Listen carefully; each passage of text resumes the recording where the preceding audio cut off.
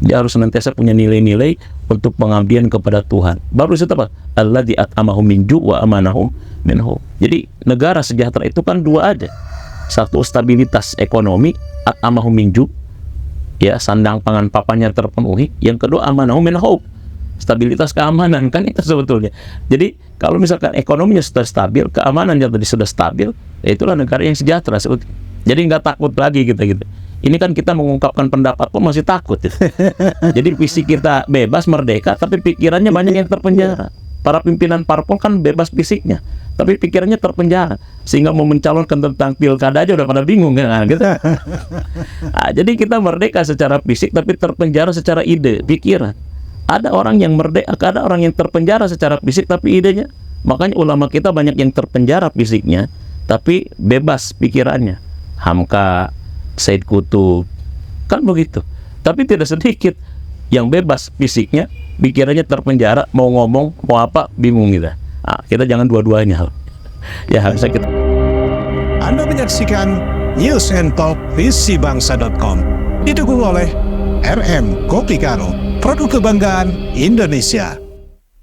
Pemirsa, berjumpa lagi dalam Bincang Spesial Jurnal Politik TV yang diberdayakan oleh visibangsa.com, media merdeka mencerahkan bangsa. 79 tahun Indonesia merdeka, kita ingin melakukan refleksi kembali pencapaian-pencapaian tugas-tugas konstitusional para penyelenggara negara sesuai dengan mukadimah konstitusi kita, mukadimah Undang-Undang 45. Karena ada hal yang paling menarik, bahwa kita semua mengakui kemerdekaan yang kita bangun ini adalah berkah rahmat Allah yang Maha Kuasa dan didorong oleh keinginan luhur seluruh komponen bangsa kita ini. Kita sengaja pada hari ini mengundang Dr. Sukron Ma'mun, seorang akademisi yang terus mengembangkan nilai-nilai ideologi, nilai-nilai spiritual di kalangan masyarakat. Seperti biasa juga kita ditemani oleh Dr. Ernest Kaban. Sukron, 79 tahun Indonesia merdeka sesuai syarat pembukaan Undang-Undang 45. Disebutkan bahwa kemerdekaan kita ini yang usianya sekarang sudah mencapai 79 tahun, ini atas berkah rahmat Allah Subhanahu wa taala. Nah, berkah ini tentu saja harus dimaknai lebih luas dalam membangun kehidupan berbangsa, bernegara. Pandangan Dr. Sukron ini seperti apa kira-kira ini? Baik, terima kasih. Izin Bang Kaban, Sadhadi, Bang Hadi. Bismillahirrahmanirrahim. Assalamualaikum warahmatullahi wabarakatuh. Waalaikumsalam warahmatullahi wabarakatuh. Bismillah, alhamdulillah, salatu wassalamu ala rasulillah, nabiyina Muhammad bin Abdillah, la hawla wa la quwata illa billah, amma ba'du. Ya, di dalam pembukaan Undang-Undang Dasar 1945 alinea ketiga tepatnya ya, di situ dikatakan atas berkat rahmat Allah yang Maha Kuasa serta didorongkan keinginan luhur agar berkehidupan kebangsaan yang bebas, maka rakyat Indonesia dengan ini menyatakan kemerdekaannya. Itu atas berkat rahmat Allah. Ini perlu kita maknai kenapa para founding father kita itu sampai mencantumkan itu di pembukaan 1945. Rahmat ini kan maknanya pertolongannya, bantuannya, campur tangannya. Karena pada saat itu rakyat kita sadar sesadar-sadarnya, wabil khusus para pejuang yang terdiri dari banyak ulama dan juga tokoh Islam, bahwa kita itu kayaknya tidak mungkin bisa merdeka kalau tanpa intervensi Allah.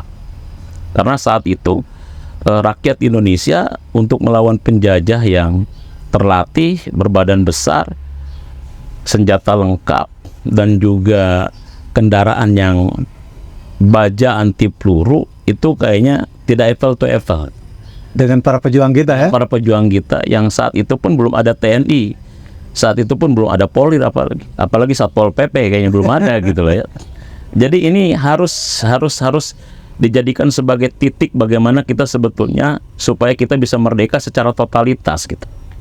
Maka saya nulis sebuah artikel kecil tentang fa'ala rabbuka dalam kemerdekaan NKRI. Jadi ada tulisan saya tentang fa'ala rabbuka, ya, pekerjaan Tuhan dalam kemerdekaan NKRI.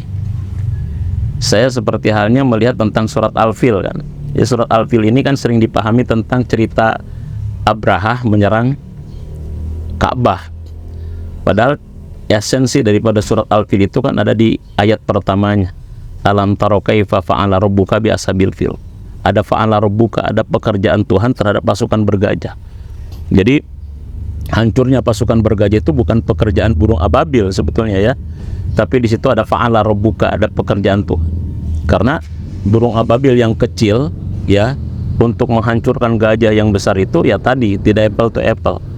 Nah, ini seperti halnya penjajah ini adalah Abraha gitu ya, dalam konteks penjajah kita, sedangkan rakyat di Indonesia yang dipimpin para ulama itu seperti hanya burung ababil. Tahun menurut yang saya sehingga di situ mereka sadar betul bahwa ya kan? merdekanya kita, ya terbebasnya kita dari penjajahan Ya. itu adalah di situ ada berkat rahmat Allah, pertolongannya, intervensinya, campur tangan. Lahan-lahan kepada pihak. Maka ketika saya buka tentang data ya Kementerian Sosial terkait dengan kepahlawanan dan sebagainya, ternyata memang di dalamnya ada para pahlawan kita yang disebut rata-rata para ulama.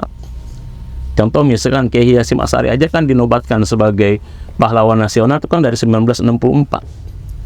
Dan Kiai Haji Hasyim Asy'ari itu bukan hanya pendiri NU, tapi dia ternyata adalah membentuk tentara relawan muslim yang dikenal dengan Hizbullah gitu. Dan kemudian ada Kiai Haji Ahmad Dahlan yang kita kenal pendiri Muhammadiyah. Ternyata Kiai Haji Muhammad Dahlan itu merekrut pemuda-pemuda Muhammadiyah saat itu dan juga orang-orang yang masih produktif untuk gabung kepada sebuah pasukan yang disebut dengan Hizbul Waton ya. Hizbul Waton kan gitu. Jadi artinya para ulama kita itu sangat luar biasa. Di samping mereka memang biasa ngajar di pesantren, tapi mereka ketika berjihad luar biasa. Jadi kalau belakangan ini seolah-olah ada langkah-langkah para penyelenggara negara, pemegang kekuasaan meninggalkan spirit keagamaan, ini sesungguhnya ahistoris ya. Ahistoris sangat jelas itu ya Bang ya. Itu historis sekali. Jenderal pertama kita kan guru ngaji. Panglima ABRI pertama kan guru ngaji ustad gitu. Makanya saya nulis juga tuh tentang panglima pertama ABRI kita itu adalah ustad gitu, guru ngaji. Saya tulis juga itu terkait dengan sang ustad yang menjadi panglima gitu ya. Iya. Kita ingin konfirmasi dulu nih dengan senior kita. Pak Kaban melihatnya sampai sekarang ini seperti apa? Ini kan seolah-olah nggak ada urusan agama nih, ngurus negara ini. Gimana Pak Kaban? Ya, bismillahirrahmanirrahim. Assalamualaikum warahmatullahi wabarakatuh. Salam wabarakatuh. Ini Dr. Syukron Makmun, ini Syekh. Jadi Syekh itu profesor lah. Ini udah pantas itu ya. Nulis buku ya, kemudian kajian-kajiannya sangat mendalam dan mendasar. Ya, terima kasih nih kita mencoba mencoba menghidupkan spirit 79 tahun Indonesia merdeka. Jadi sebagai namanya pun merdeka, berarti kita pernah dijajah, ya. Berarti kita pernah dikuasai orang, ya. Dalam menghadapi penjajahan itu, kemudian kita meraih kemerdekaan. Dan kemerdekaan itu tidak mungkin diperoleh tanpa sebuah perjuangan. Nah, semangat perjuangan itulah yang dilakukan terus-menerus bergenerasi-generasi. Ya, semangat perjuangan yang sangat panjang. Dan kita kalau tadi Ustadz langsung pada alinea 3 ya, alinea 3 apa? Pembukaan undang-undang. Dari pembukaan undang-undang dasar. Ya kan itu ada 4 alinea ya. Ya, alinea pertama itu kan itu berbicara tentang penjajahan. Betul. Ya. Jadi penjajahan itu harus dihapuskan dari permukaan bumi. Ya kan? Karena itu bertentangan dengan peri kemanusiaan dan peri keadilan. Betul. Jadi teologi pembebasannya itu adalah bagaimana kita bebas dari penjajahan itu. Ya. Jadi penjajahan ini tentu pada saat itulah penjajahan dari koloni asing. Ya. Dari koloni asing itu kita harus merdeka. Maka semua bentuk penjajahan itu harus dihapuskan dari permukaan bumi. Ini amanat yang sangat luar biasa. Betul. ini amanat yang harus ditanamkan ke seluruh rakyat Indonesia. Kita ini bangsa yang merdeka. Kenapa? Karena penjajahan itu, di sini hati-hati. Ketika kita mengelola bangsa ini, ya, ketika kita mengurusi bangsa ini, ya, siapa saja penyelenggara yang mendapatkan amanah mengurus bangsa, terjadi ketidakadilan, dan tidak sesuai dengan kemanusiaan, dia telah melakukan penjajahan terhadap bangsanya sendiri. Menteri Agama dalam doanya di detik-detik proklamasi di IKN mengakui itu. Nah, inilah Bahwa mereka sudah dijajah oleh nafsu dan itu diakui itu. Jadi saya kira, ya, bukan saya kira. Jadi dengan dengan penanaman spirit membebaskan diri dari penjajahan, itu harus menyatu ke dalam seluruh rakyat Indonesia ini. Jadi setiap orang Indonesia dia anti penjajahan, dia harus selalu berkeadilan dan harus menjunjung tinggi nilai kemanusiaan. Itu visi para nabi ya, Ya. Fakur Rokobah itu kan. Itu. Nah, jadi kalau tadi Pak Doktor menjelaskan ada peran, ada kerja ilahi, ya, dalam konteks kemerdekaan itu, karena kemerdekaan itu tidak mungkin diperoleh tanpa sebuah kerja, tanpa sebuah pengorbanan, tanpa sebuah perjuangan. Jadi karena perjuangan itu dilakukan dengan satu nilai luhur, ya. Jadi oleh karena panggilan nilai luhur itulah, apa nilai luhur itu? Kan nilai keyakinan. Betul. Ya, nilai luhur itu nilai keyakinan. Jadi bagaimana penyelenggara negara ini harus senantiasa menumbuhkan keyakinan, kesadaran keyakinan bangsa Indonesia ini untuk menjadi etos membangun bangsa ini. Jadi 79 tahun kita merdeka, maka kita harus jadikan bahwa amanat pembukaan Undang-Undang Dasar itu adalah sumber dari segala sumber inspirasi, sumber dari segala sumber etos kita membangun bangsa ini, supaya kita betul-betul menjadi bangsa yang merdeka terhadap seluruh pengelolaan bangsa ini. Nah, ini kalau kita lihat selama 79 tahun, nah inilah yang perlu kita evaluasi, yang harus terus-menerus kita lakukan renungan untuk melakukan perbaikan. Karena 79 tahun menurut saya belum terlalu lama, ya kan? Dibandingkan kita dijajahnya. Iya. Ya, jadi Apalagi akan dikontrak lagi 150 tahun ya.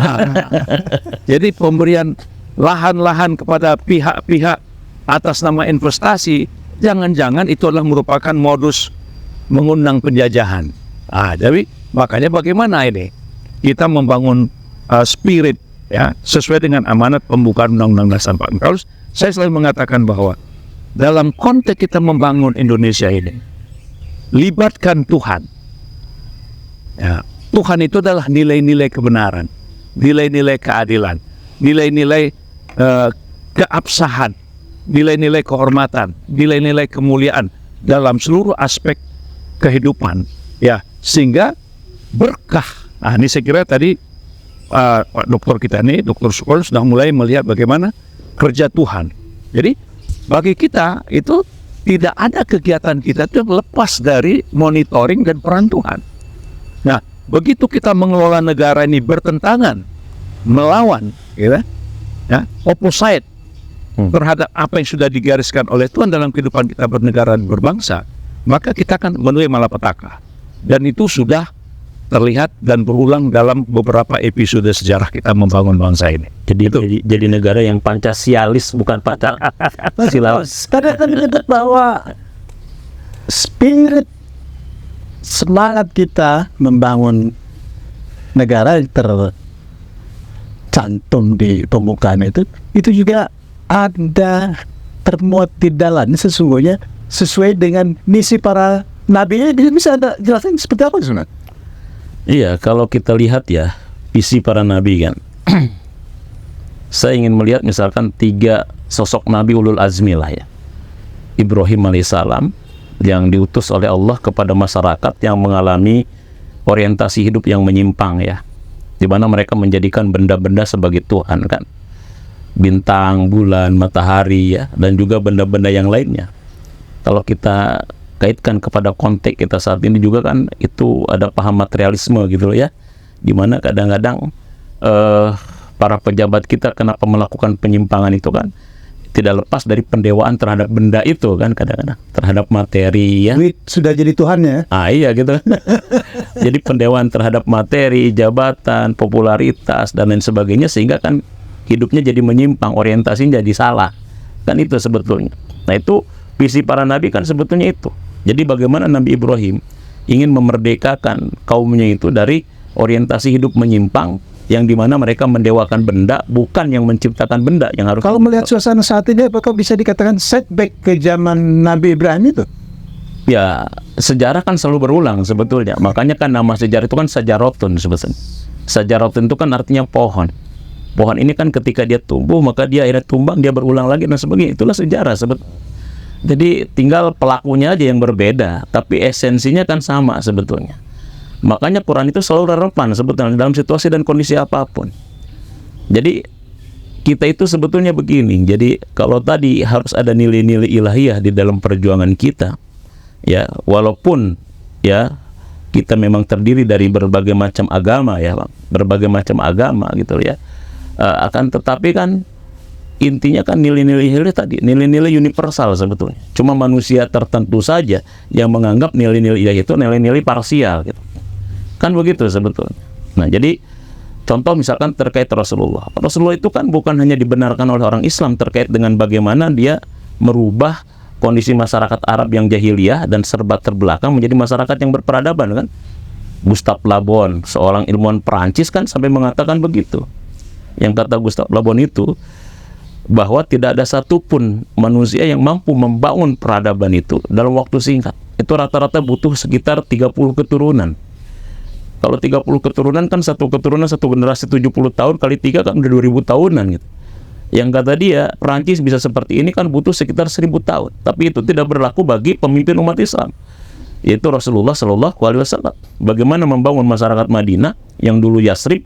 Yasrib itu kan artinya sesuatu yang gersang, tandus ya.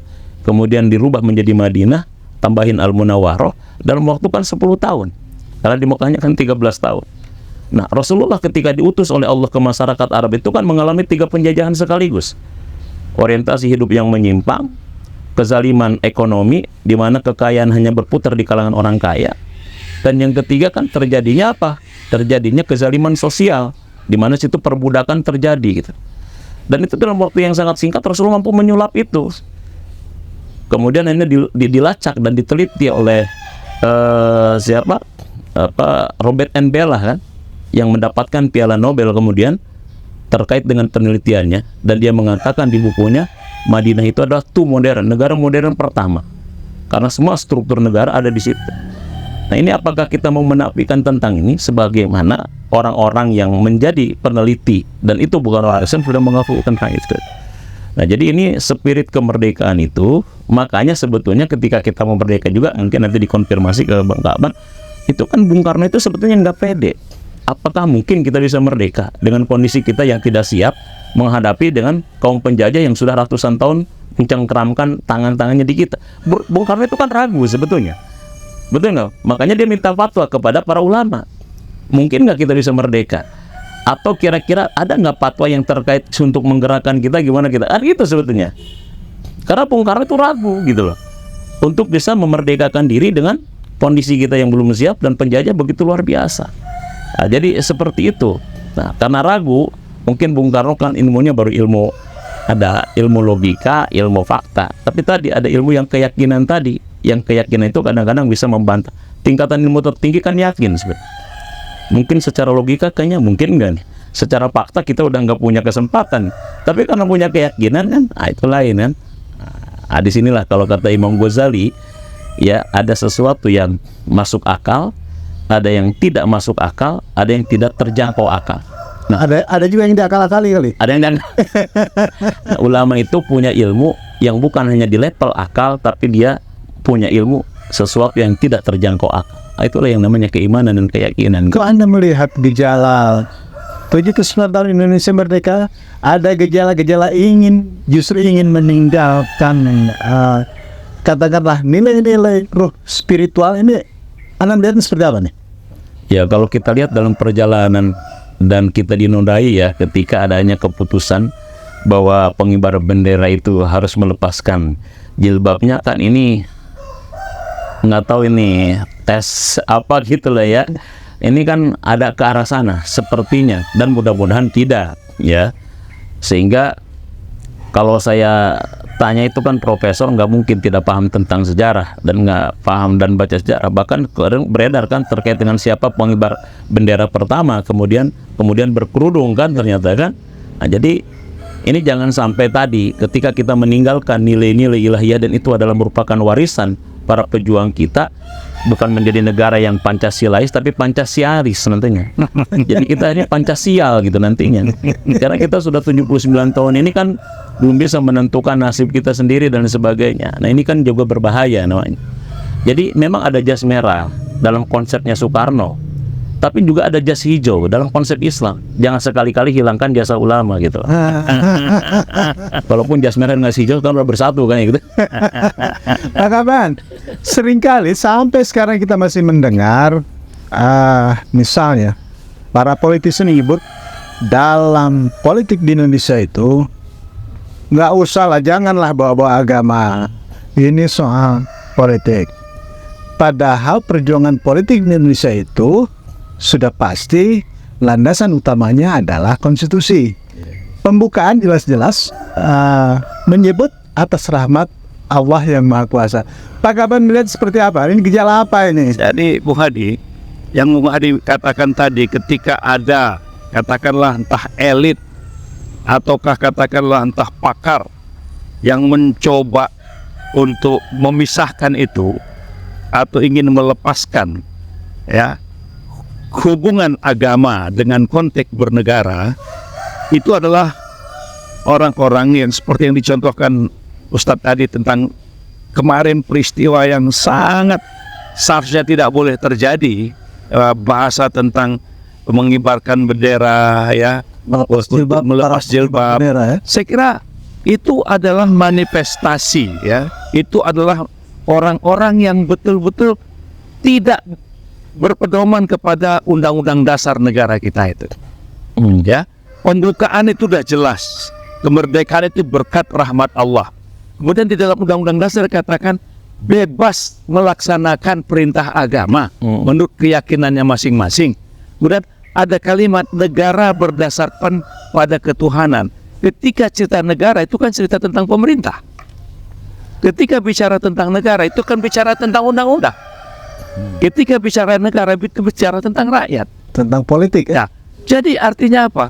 Ketika kita mengurus Republik Indonesia ini, negara berdasarkan kepada ketuhanan yang Maha Esa. Kau pemerintah eksekutif, ingat, kau selenggarakan sesuai dengan dasar Tuhan. Kau mengurusi ekonomi, jangan lupa, ya, ini untuk sebesar-besar kemakmuran rakyat. Dia merupakan satu kesatuan yang tidak boleh dipisahkan. Jadi kalau ada pihak-pihak, ya, pihak-pihak yang ingin memaksakan cara-cara itu, dia adalah kaum fundamentalis sekuler. Itu fundamentalis tuh. Pengkhianat konstitusi Jelas, kita karena itu udah menyelenggarakan bertentangan dengan amanat konstitusi. Nah, jadi kalau ada orang yang pihak-pihak ingin menyudutkan kalangan Muslim, memojokkan Islam dengan berbagai macam isu, dia sebetulnya mengkhianati konstitusi. Nah, oleh karena itu kita semua bangsa tadi ya bagus nih bahasa Ustadz tadi ini, ada jangan lupakan jas merah. Ya, Ada jas merah, ada jas hijau. Jadi antara jas merah dengan jas hijau ini itu harus menyatu. Harus menyatu dia. Kenapa? Karena kita bangun negara ini atas dasar kesepakatan bersama. Kita kan nation, ya, nation state. Jadi kita bangun negara atas dasar kesepakatan. Ya, kesepakatan kita itu apa? Pitanya udah jelas, walaupun hilang di IKN. Kalau di burung Garuda yang selama ini kita pelajari, di kaki Garuda itu karena itu Bhinneka Tunggal Ika. Kita memang berbeda-beda. Kita memang berbeda-beda, beda suku, beda agama, beda wilayah, apa segala macam gitu. Memang berbeda. Tapi untuk Republik Indonesia Satu. Nah, hanya di IKN aja tuh pakai burung garudanya, nggak pegang kita Bhinneka Tunggal Ika lagi gitu. Ya, jadi kita kembali Budi bahwa negara ini adalah amanat. Ya, kata-kata berkat rahmat Allah yang Maha Kuasa itu adalah amanat kepada seluruh penyelenggara negara dan seluruh rakyat Indonesia ini, bahwa kita harus meraih terus berkat rahmat Allah itu supaya cita-cita kita untuk keadilan, untuk kemakmuran, jangan tadi itu seperti kisah harta, kekuatan ekonomi hanya berputar hanya di sekelompok orang. Itu nggak boleh terjadi di Indonesia. Ya, itu nggak boleh terjadi. Ya, jadi dia harus terjadi, apa istilahnya, dia harus betul-betul merata di seluruh wilayah Republik Indonesia ini, karena itu udah jelas ya. Nah, kalau itu terjadi, ini akan menimbulkan kecemburuan, menimbulkan satu rasa ketidakadilan. Nah, orang kalau sudah timbul rasa ketidakadilannya, timbul kecemburuannya, ini bisa membuat instabilitas. Nah, jadi oleh karena itu 79 tahun kemerdekaan Indonesia ini, maka kita harus lihat itu apakah amanat untuk mengelola negara ini menimbulkan rasa keadilan, ya, tumbuh rasa kemanusiaan, dan kemudian orang bebas dari rasa ketakutan, melaksanakan agama tanpa ada paksaan, dan diberikan keyakinan dan dijaga oleh negara. Ya, jadi negara harus memfasilitasi itu. Nah, dan kepada kita pun, kepada seluruh para ulama, para tokoh-tokoh masyarakat juga harus menyadari bahwa seluruh kalimat-kalimat dalam Undang-Undang Dasar 1945 itu adalah rumusan formula yang diambil dari sumber keyakinan keimanan para ulama-ulama dan tokoh-tokoh pada saat itu. Jadi Indonesia sebenarnya sedang harus menuju negara ideal, ya, karena mungkin negara nation di dunia ini yang mencantumkan berdasarkan pada ketuhanan yang Maha Esa itu cuma Indonesia. Untuk menuju negara ideal yang seperti disampaikan Pak Kaban tadi sesuai dengan konstitusi, apa catatan-catatan Pak Sukron sebagai seorang akademisi ini? Apa catatan Pak Sukron yang seharusnya dilakukan para penyelenggara negara ke depan lah, katakan begitu? Ya, likuli ummatin ajal ya, Sud. Bagi setiap umat ini kan bisa diterjemahkan tadi nation gitu ya. Umat itu bisa diterjemahkan komunitas gitu, negara dan sebagainya. Itu ada batas kejayaan, ada juga batas keruntuhannya, yang gitu. Quran memberikan petunjuk bagaimana supaya kita bisa bangkit dan menghindari keterpurukan juga adalah pertama baca sejarah.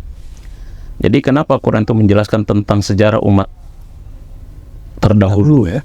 Bagaimana umat terdahulu yang tadinya hebat seperti Ad, Samud kemudian terpuruk runtuh. Kemudian bagaimana umat yang tadinya terpuruk, terbelakang, tandus gersang, kemudian bisa membangun peradaban dan sebagainya. Nah, ini tidak lepas kita lihat tentang sejarah. Makanya sebetulnya mengkaji sejarah dalam agama kita disebut dengan qasas kan. Makanya Quran menggunakan kata qasas, bukan kata tarikh, bukan kata sirah, dan juga bukan kata sejarah, tapi qasas, kisah. Kata Ibnu Khaldun, kisah itu lebih kepada tentang bagaimana dan kenapa kan gitu. Kalau tarikh itu kan lebih kepada tanggalnya, kapannya, di mana dan sebagainya. Nah, dalam Al-Quran sebetulnya sudah dijelaskan bagaimana kita pertama baca tentang sejarah. Arab ini kan negara yang saat itu tidak dilihat oleh dua peradaban besar, Persia dan juga Romawi. Satu karena memang tandus secara geografis ya. Yang kedua masyarakatnya kan jahiliyah gitu loh. Ya, jadi hobinya perang gitu. Bahkan kata Profesor Sa'labi kan aktivitas orang Arab cuma dua. Ya, kalau tidak perang ya dia dagang. Habis dagang dia perang lagi. Habis modal perang pakai dagang lagi kan gitu loh. Sehingga dia tidak mungkin bisa membangun sebuah peradaban. Akan tetapi kan Allah bersumpah atas nama negara Arab kan. La uqsimu bihadzal balad kan. Bahkan Allah abadikan li ilafi Quraisyin kan. Ya, jadi pertama adalah baca sejarah. Sejarah umat terdahulu. Kenapa mereka bisa bangkit, kenapa mereka bisa runtuh. Termasuk sejarah perjuangan kemerdekaan kita. Sejarah perjuangan kemerdekaan kita sebetulnya. Bagaimana kita bisa merdeka, bahkan padahal kita berada dalam keterbatasan. Kan begitu sebetulnya. Dan Jenderal Sudirman ditakuti, padahal dia ditandu gitu. Sekarang mungkin bintang 5 gitu. Kumisnya Bapla nggak ditakutin gitu ya. Jenderal Sudirman kan dulu kan batuk-batuk pakai tandu, tapi ditakuti sekali oleh Belanda. Ini kenapa gitu loh. Tapi sekarang jenderalnya bintang 5, gagah, badannya hebat gitu loh. Tapi nggak ada penjajah yang takut gitu loh ya. Bintang 7 kali ya. Bintang 7. Nah ini kan satu. Jadi pertama adalah baca sejarah. Sejarah umat terdahulu, kenapa bisa bangkit dan kenapa bisa terpuruk. Itu satu. Yang kedua, kalau kita baca ini, karena kita adalah muslim lah ya, itu kan ada surat Al-Quraisy sampai li'ila fi Quraisy. Quraisy itu kan at-taqarrus. Ternyata dengan kerja keras, ternyata dengan persatuan dan cukup Rasul untuk membangun peradaban Makkah Madinah. Karena masyarakat Quraisy itu dulu pekerja keras. Yang kedua bersatu. Nah ternyata Rasulullah hanya mempoles saja sebetulnya. Mereka sudah punya kodrat persatuan, sudah punya kodrat bekerja keras, tapi satu yang hilang, falyaqudu rabbal bait itu.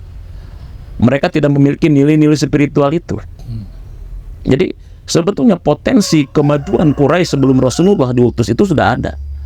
Ya, potensi kerja kerasnya ada, potensi tentang keterhimpunan, kan arti at-taqarrus itu kan keterhimpunan. Tetapi satu, dia tidak memiliki nilai spiritual. Potensi kemajuan bangsa Indonesia juga sudah ada. Sudah ada. Makanya kalau misalkan kita kemudian mengabaikan nilai spiritual, tadi nilai-nilai ilahiyah dan sebagainya, kita akan hanya menjadi negara yang mungkin seperti balon. Kita jangan anggap Amerika itu maju, rapuh di dalamnya sebetulnya. Kita jangan anggap misalnya negara itu rapuh di dalamnya ketika kita tidak memiliki. Maka disitulah Rasulullah kemudian mengajarkan falyaqudu rabb hadzal bait. Dia harus senantiasa punya nilai-nilai untuk pengabdian kepada Tuhan. Baru itu apa? Alladzi at'amahum min ju' wa amanahum min khauf. Jadi negara sejahtera itu kan dua aja.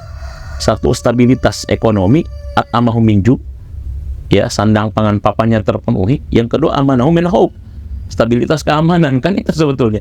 Jadi kalau misalkan ekonominya sudah stabil, keamanannya tadi sudah stabil, ya itulah negara yang sejahtera sebetulnya. Jadi nggak takut lagi kita gitu. Ini kan kita mengungkapkan pendapat pun masih takut. Jadi visi kita bebas, merdeka, tapi pikirannya banyak yang terpenjara. Para pimpinan parpol kan bebas fisiknya, tapi pikirannya terpenjara. Sehingga mau mencalonkan tentang pilkada aja udah pada bingung kan gitu. Nah, jadi kita merdeka secara fisik, tapi terpenjara secara ide, pikiran. Ada orang yang merdeka, ada orang yang terpenjara secara fisik, tapi idenya. Makanya ulama kita banyak yang terpenjara fisiknya, tapi bebas pikirannya. Hamka, Said Qutb, kan begitu.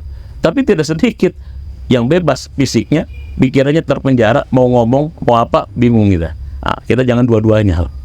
Ya harusnya kita fisiknya bebas, pikirannya juga merdeka gitu. Nah, jadi gitu. Baik, terima kasih. Syukron. Pak Kaban, apa catatan Anda dengan pandangan-pandangan? Ya, saya kira kita sebagai Muslim, sebagai warga negara bangsa ini, ya, itu harus betul-betul selalu merujuk kepada amanat konstitusi. Ya, kalau kita sebagai Muslim, maka kita selalu merujuk kepada wahyu Allah, firman Allah, kemudian sunnah-sunnah Nabi, dan itu jelas bahwa keberkahan itu hanya turun, rahmat Allah itu akan datang, gitu ya, jika kita patuh, jika kita kelola negara ini sesuai dengan perintah Tuhan. Jadi seluruh penyelenggara negara ini dia harus ingat itu kata-kata dasar ketuhanan yang Maha Esa. Artinya Tuhan harus selalu dilibatkan. Ya, jadi oleh karena itu jangan coba-coba membuat kebijakan, membuat policy, membuat aturan-aturan, peraturan yang mencoba-coba against terhadap perintah-perintah Tuhan. Ya. Nah, saya kira perintah Tuhan ya. Iya, jadi kalau terjebak di situ, ya kita yakin negara ini berketuhanan, artinya ada Hindu, ada Buddha, ada Kristen, ada Islam. Ya, dalam konteks apapun, semua yang berdasarkan ketuhanan, ya, dia akan memiliki spirit yang nilainya sama. Nah, jadi ketika membuat aturan-aturan itu bertentangan dengan prinsip-prinsip itu akan menimbulkan malapetaka. Jadi seperti Menteri Pendidikan, ya kan, mencoba-coba untuk membuat anak-anak didik itu jauh dari nilai-nilai ketuhanan, dari nilai-nilai keimanan, ya kan, dan mengajarkan hal-hal yang sangat pragmatis, itu akan menghancurkan bangsa, menghancurkan generasi di masa akan datang. Bangsa ini runtuh. Nah, jadi ya saya ingatlah, mungkin nanti Ustaz suatu saat di sana kan ada jelas ayat Quran kan, walau anak ahlul qura aman wa taqwa la fatahna alaihim barokat minas sama'i wal ard. Jadi keberkahan Allah itu akan datang turun dari langit dan dari bumi ini jika taat. Nah, kan semua undang-undang itu saya mengamanatkan takwa kepada Tuhan yang Maha Esa. Semua lihat sumpah prajurit, ya itu selalu, ya lihat tujuan pendidikan. Kenapa harus menyimpang dari situ gitu? Begitu juga mengurusi ekonomi. Mengurus ekonomi itu jelas semua sumber yang dimiliki republik ini dikuasai oleh negara, ya kan? Nah, dikuasai oleh negara itu harus sebesar-besar kemakmuran rakyat, supaya rakyat Indonesia menjadi bangsa yang berzakat semua. Kan sedap itu. Itu cita-cita Indonesia merdeka gitu. Baik Pak Kaban, syukron. Mudah-mudahan kita memang masih terus bekerja keras untuk memenuhi cita-cita kemerdekaan yang kita akui sebagai rahmat dari Allah yang Maha Kuasa. Sekali lagi kami ucapkan terima kasih atas kehadirannya di Jurnal TV. Pemirsa, nantikan telah menarik lainnya seputar perkembangan politik di tanah air hanya di Jurnal Politik TV yang diberdayakan oleh visibangsa.com. Media merdeka mencerahkan bangsa. Billahi taufiq wal hidayah. Wassalamualaikum warahmatullahi wabarakatuh. Waalaikumsalam warahmatullahi wabarakatuh. Merdeka, Allahu Akbar. Anda menyaksikan News and Talk visibangsa.com, didukung oleh RM Kopi Karo, produk kebanggaan Indonesia.